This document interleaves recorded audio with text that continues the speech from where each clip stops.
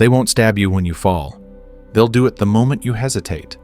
In this world, the battlefield isn't truth, it's appearance. People don't need proof that you're broken. All they need is a glimpse of uncertainty, a flicker of self-doubt, and suddenly you become prey. This is the brutal reality. Machiavelli understood. Weakness isn't what kills you. Looking weak does. We are surrounded by smiling faces that hide sharp intentions. They shake your hand, not out of loyalty, but calculation. They wait silently for the right moment, when your voice trembles, when your shoulders slump, when your eyes betray exhaustion. That's when they strike. Because in the eyes of the world, you don't have to actually fall apart. You just have to look like you might. Machiavelli didn't write to the moral, the naive, or the idealist. He wrote to survivors. And his lesson was clear: never bleed in front of wolves. The pack doesn't care if your pain is justified or your wounds are deep. It only sees an opportunity. And when it comes to power, opportunity is everything. You must master the illusion of invincibility. Even if you're breaking inside, the world must see someone unshaken. Even if you're dying, let your eyes say, "I'll take you with me." Perception in the game of power is the most potent weapon. It turns cowards into kings and kings into targets. People believe what they see, not what is. If you appear fragile, they'll test you. If you appear ruthless, they'll hesitate. And hesitation, that 1 second of fear, is the difference between domination and defeat. So, make this vow: you may suffer, but you will never look breakable again. This isn't about arrogance. It's about survival. You're not here to be understood. You're here to be untouchable. Because in a world that feeds on perception, your power begins the moment you realize you don't need to be strong. You just need to look like nothing can break you. The loudest person in the room is rarely the most dangerous. The most dangerous is the one who says nothing, yet somehow controls everything. In the world of power, silence is not weakness. Silence is warfare. Every word you speak is a window into your mind. Every opinion is a map of your priorities. And every explanation is a weapon handed to your enemies. Machiavelli understood this long before social media turned everyone into a broadcaster. He knew that the less people know about your inner world, the more they fear what you might be capable of. Silence creates uncertainty, and uncertainty creates control, because what people can't predict, they can't prepare for. Your unpredictability becomes your protection. Think about it. When was the last time someone truly feared a talker? The world doesn't flinch at the man who explains himself, but it does fear the one who observes, listens, and never shows his cards. When people don't know what you're thinking, they invent scenarios, assign motives, and spiral into anxiety. That fear, that's leverage. You never had to raise your voice. Just your presence was enough. The strategic mind does not waste energy proving itself. It speaks only when the outcome demands it. The rest of the time it watches, not to be passive, but to be precise. Words are valuable, not when they're abundant, but when they're rare. That's why a single sentence from someone who rarely speaks hits harder than an hour-long rant from someone who never shuts up. Silence is not emptiness. It's armor. It's presence without exposure. It's pressure without noise.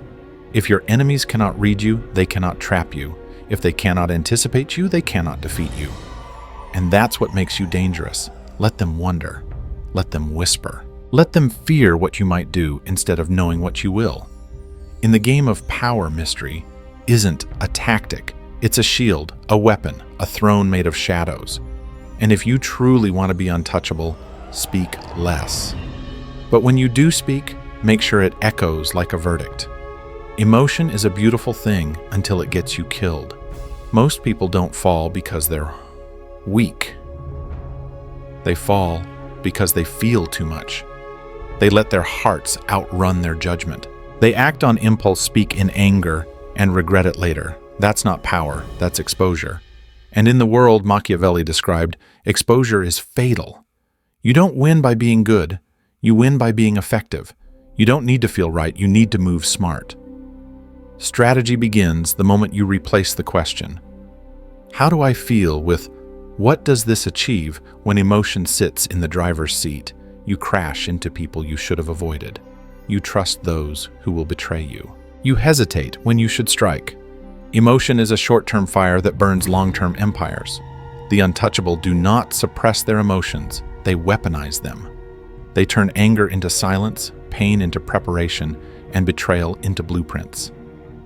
You must become cold, not cruel, surgical, not savage. Precision is power, and clarity only comes when emotion is placed in chains, not in charge. Ask yourself, how many times have you apologized for something you did when you were emotional?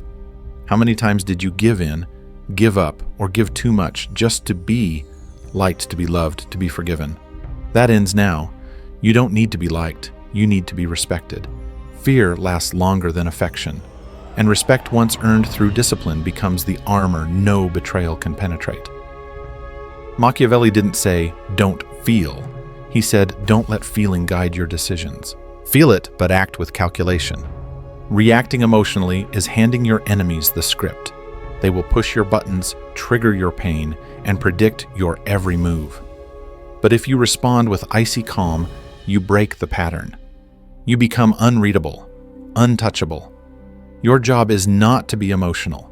Your job is to be dangerous, not because you're angry, but because you're focused. Control your feelings, and you control the battlefield. And that's the difference between a victim of emotion and a master of strategy. You are not what you are. You are what they think you are. In the game of power, reality doesn't matter, perception does. It's not your truth that protects you, it's the version of you the world believes in. And if you don't control that version, someone else will use it against you. Machiavelli understood that people are too lazy to look beneath the surface. They don't care how kind your heart is, how loyal your soul feels, or how deeply you've suffered. All they care about is what they see. So show them exactly what you want them to believe, nothing more, nothing less. You must build your image like a weapon. Cold, precise, strategic. If you want to be respected, appear competent and unshakable. If you want to be feared, let your silence feel like a warning. Your posture, your tone, your presence, every detail must be intentional. This is not vanity. This is survival. The battlefield is psychological, and your image is the armor you wear into war. Never explain, never defend. Don't post your pain for sympathy. Don't advertise your setbacks. That vulnerability may feel human, but in a world of predators, it is a blood trail. Let them see poise. Let them see restraint. Even when chaos erupts behind your eyes, let your face remain unreadable. That mystery will confuse them. And confusion is power. Every time you walk into a room, understand this, your energy speaks before your mouth does. You can't afford to move carelessly. Power is built on scarcity. Presence is a currency. If you give too much of yourself away, your thoughts, your habits, your emotional state, you become a blueprint others can use. And when they can predict you, they can destroy you. The untouchable don't just have strong minds. They have invisible masks images designed to survive every test. You don't have to be perfect. You just have to be unreadable. And when they look at you and see only mystery, silence, and calm, they'll hesitate. That moment of hesitation, that's your advantage. That's the power of image. And in the end, it's not who you are, it's who they fear you might be. You can bleed, you can break, you just can't let them see it. In a world built on judgment, no one cares about your pain, they only care about your posture. Weakness isn't just a feeling, it's a signal. And the moment you broadcast it, someone's already calculating how to use it against you. Machiavelli didn't say the world is fair. He said it's predatory. It doesn't reward suffering. It rewards strength or the illusion of it. You might be holding yourself together by threads behind closed doors, but the moment you cry in public, the moment you vent online, the moment you look lost, you become a target. Not out of cruelty, but out of opportunity. People are always watching, not with compassion, but with curiosity. What can they gain if you collapse? When you show pain, you show softness. And softness in the hands of the wrong people becomes leverage. They'll act concerned, but behind every comforting word could be a silent calculation. Because once you've shown them where it hurts, they know where to press. This doesn't mean you suppress your humanity. It means you protect it. Not everyone deserves access to your emotions. Save your healing for the hidden spaces. Bleed in silence. Cry in solitude. Because public pain, no matter how justified, is interpreted as weakness, not worthiness. You think the world will understand your struggles. It won't. It will scroll past them, screenshot them, share them, or weaponize them. Strength isn't just built in the gym or the boardroom. It's built in how you carry yourself in your lowest moments. Can you look composed while shattered? Can you speak calmly while burning inside? If you can, you are dangerous. The untouchable never offer weakness to the crowd. They offer presence, control, silence. Let the world believe you are unbothered. Let them believe you don't break. Because when people see no cracks, they stop looking for ways in. In a world that feeds on brokenness, the greatest power is appearing unbreakable even when you're bleeding beneath your skin. Every time someone gets closer to you, they learn how to hurt you. Access isn't connection, it's exposure. The more people see you study, you touch your energy, the more they map your weaknesses. What you call friendship, others may call reconnaissance. And the more available you are, the more vulnerable you become. Machiavelli understood that power isn't always about dominance. Sometimes it's about distance. The fortress isn't strong because it's kind, it's strong because it controls its gates. And if you want to be untouchable, you must treat yourself like a fortress, friendly at the surface, impenetrable at the core. Too many people mistake availability for loyalty. They give everyone access to their time, their thoughts, their routines. And what happens? Patterns form. Habits are tracked. Emotions are analyzed. Before long, people know exactly when to push, when to ask, when to strike. Not because you told them, but because you allowed them in too often. The untouchable control access with surgical precision. They appear when needed, vanish when not. They let their presence be felt, but rarely fully seen. You think they're close, but try reaching them and the door is already locked. This isn't cruelty, it's calculation. The less people can reach you, the more power your presence holds. Ask yourself, who knows too much about you? Who texts you? Too often calls too freely, watches you too closely. Every open channel is a crack in your control. Every overshare is a hand pulling power away from you. And once people believe they can reach you anytime, they stop respecting your time altogether. Withdraw with grace. Don't announce it, just begin to limit access. Let silence replace explanations. Let distance rebuild value. You don't owe the world your constant availability. What you owe yourself is sovereignty. And sovereignty begins at the gates of access. The untouchable are not rude, they are rare. They let their shadow travel farther than their voice. And in that mystery, that scarcity, lies their influence. Power isn't loud, it's limited. And the more guarded your access becomes, the more respected your presence will be. Loyalty is not a promise. It's a condition, and conditions change. We like to believe people stay loyal because they love us. But love fades. What never fades is self-interest. And the moment your value drops, so does their devotion. That's not cynicism, it's survival instinct. Even the warmest smiles hide cold calculations. Machiavelli warned that loyalty isn't a virtue, it's a negotiation. People stay close not because they're pure-hearted, but because they benefit from proximity. You provide something: protection, power, status, comfort, and in exchange, they offer allegiance. But remove the benefit and their true nature surfaces. Suddenly the promises break, the bond weakens, the silence grows, and you're left wondering how loyalty turned into absence so quickly. If you want to be untouchable, you must erase the illusion that loyalty protects you. It doesn't. Power protects you. Leverage protects you. The ability to make people need you or fear the consequences of crossing you, that's what keeps them in line. Not emotional bonds, not history, not sentimentality. Most people build relationships like fairy tales. The untouchable build them like power structures. They don't give trust freely, they distribute leverage strategically. If someone respects you only because they like you, they'll betray you the moment that affection fades. But if they respect you because they need you, because disappointing you costs them something, they'll stay even if they hate your guts. This doesn't mean you have to be heartless. It means you have to be prepared. Love people, but never depend on them to love you back unconditionally. Loyalty that isn't tested is fantasy. Loyalty without consequence is weak. And in this world, weakness is a luxury you can't afford. You don't keep people loyal with emotion, you keep them loyal with structure, position, power, fear. And if they still choose to leave you, don't beg. You don't collapse. You already have replacements in place. Because the untouchable aren't caught off guard by betrayal, they expect it. And that expectation keeps them undefeated. If you leave the snake alive, don't be surprised when it bites you again. Most people respond to betrayal with hesitation. They want closure. They want understanding. They want to believe that the people who hurt them didn't mean to. That softness, that delay, is where power collapses.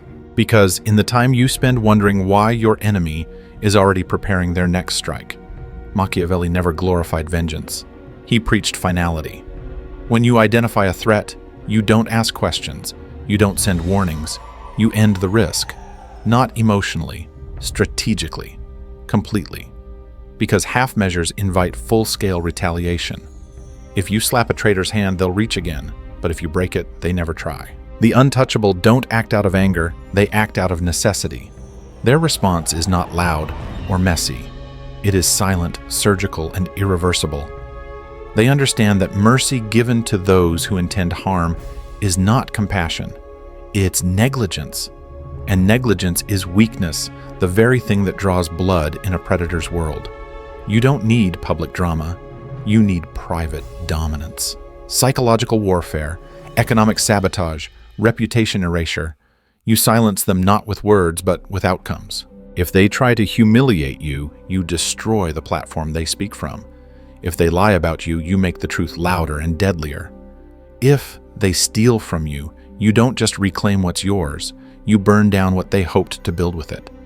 Forgiveness may feel noble, but power isn't built on nobility. It's built on control. You don't need to feel better. You need to be safer.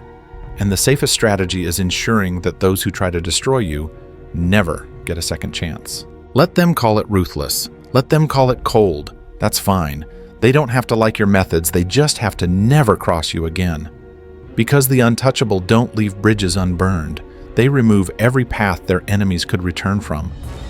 And in that finality, in that silence after destruction, there is peace, the kind only power can buy. The most powerful person in the room isn't the one on stage, it's the one pulling the strings behind the curtain. In the pursuit of dominance, most people crave the spotlight. They want applause, credit, recognition. But that's the trap, because visibility invites envy, and envy breeds sabotage. The moment they can see your crown, they start plotting how to steal it. Machiavelli understood a deeper truth. Real power is safest when it's invisible. The more they see you, the more they study you. The more they study you, the more they understand your weaknesses, habits, and vulnerabilities. And once they know where to strike, they will. But when you rule from the shadows, there is nothing to strike. No clear target, no predictable moves, just a presence they feel but cannot trace. The untouchable don't seek validation. They seek control. They don't need to be celebrated. They need to be undetected. Their influence flows quietly through decisions, environments, and outcomes, not attention. They guide from behind the scenes. They move pieces without showing their hand. Let others wear the titles. Let others crave the praise. The one who controls the board never needs to explain their presence on it. This isn't about cowardice, it's about insulation. The more public your power, the more enemies it attracts. But when no one knows where your influence begins or ends, they hesitate. They guess. They fear the wrong enemy while the real one watches in silence. That's not just strategy, that's survival. Let your strength be suspected, never confirmed. Let your intentions be whispered about, never spoken aloud. When you disappear in plain sight, you become untouchable. You become the architect of outcomes without owning the consequences. No spotlight, no exposure, just mastery. So step back. Detach from the need to be seen. Let others burn under the weight of visibility. You stay low, cool, calculating calm. And while they chase attention, you design victories no one can trace back to you. Because in a world obsessed with presence, those who rule from absence always stay undefeated.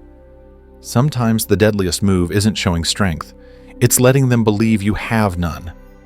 The world underestimates what it doesn't fear. That's your advantage.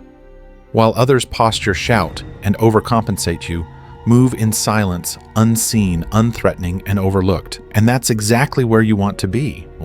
Machiavelli knew that the easiest person to destroy is the one who looks like a threat, the one in the spotlight, the loudest in the room, the face on the banner. But if they believe you're nothing harmless, soft, naive, they lower their guard. They stop watching. They stop preparing. And that's when you strike. This isn't cowardice. This is calculated invisibility. Let them think you're average. Let them think you're disinterested. Let them think you're incapable of retaliation. Because the moment they write you off is the moment they walk into your trap. Your silence becomes a weapon. Your stillness becomes camouflage. And while they chase glory, you chase position. The untouchable don't beg to be seen. They orchestrate from below, from behind, from within. They are not always feared, but they are never forgotten. Because the people who appear weakest and turn out to be unstoppable haunt the minds of those who underestimated them. This strategy requires emotional control. You must kill the ego that wants recognition. You must silence the pride that wants to fight every insult. When someone mocks you, absorb it. When someone doubts you, let them. Because when you explode later with timing, precision, and force, it will not just surprise them, it will ruin them. The strongest move is often no move. The most feared are not the loudest, but the most unreadable. Let them guess, let them talk, let them laugh. But keep building, quietly, powerfully, patiently. And when the moment comes, when all eyes are somewhere else, you'll move. And by the time they realize who you really were, it'll be too late. To be underestimated is not a weakness. It's an opportunity, a weapon disguised as humility. And the ones who master that disguise don't just survive the game of power, they end it. Life lesson: control how you're seen or be controlled. In life, it's not who you truly are that defines your outcomes, it's how you're perceived. You can be intelligent, kind, even powerful, but if the world sees weakness, that's what they will respond to. The hard truth. People don't always attack you because they hate you. They attack you because they sense an opening. Vulnerability, when shown to the wrong eyes, becomes ammunition. That's why your image must be intentional. Every word, every silence, every expression sends a message. You don't have to be cold, but you must be unreadable. Emotional discipline isn't about being numb. It's about staying in control even when everything inside you wants to break. Limit who has access to you. Loyalty is beautiful, but it's rarely unconditional. The moment you lose leverage, false friends vanish. That's not betrayal, that's reality. Don't depend on loyalty. Depend on strategy. Learn to rule from the shadows. Let others chase applause while you build quietly. The most dangerous moves are the ones no one sees coming. And finally, don't fear being underestimated. Use it. When they think you're weak, they stop watching. That's when you win. In a world built on illusion control, how others see you or risk being controlled by what they assume.